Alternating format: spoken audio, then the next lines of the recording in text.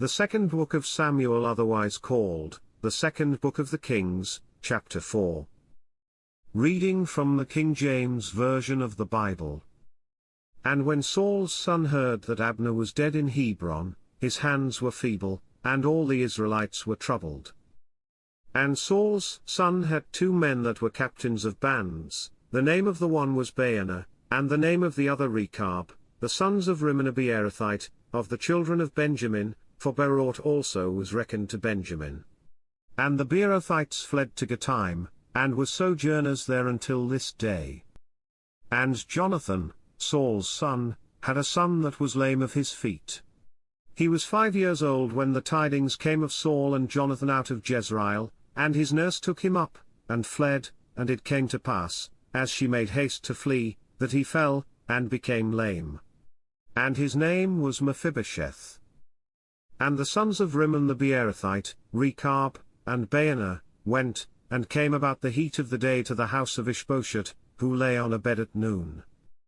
And they came thither into the midst of the house, as though they would have fetched wheat, and they smote him under the 5th rib, and Rechab and Baanah his brother escaped.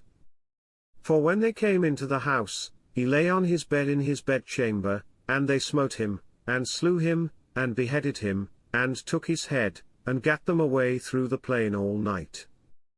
And they brought the head of Ishbosheth unto David to Hebron, and said to the king, Behold the head of Ishbosheth the son of Saul thine enemy, which sought thy life, and the Lord hath avenged my lord the king this day of Saul, and of his seed.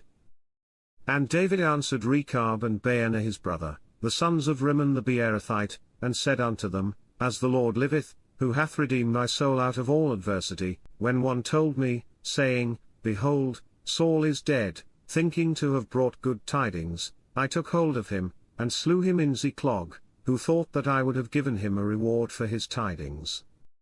How much more, when wicked men have slain a righteous person in his own house upon his bed? Shall I not therefore now require his blood of your hand, and take you away from the earth? And David commanded his young men, and they slew them, and cut off their hands and their feet, and hanged them up over the pool in Hebron. But they took the head of Ishbosheth, and buried it in the sepulchre of Abner in Hebron. This concludes the second book of Samuel, otherwise called, the second book of the Kings, chapter 4. God bless you with love and abundance.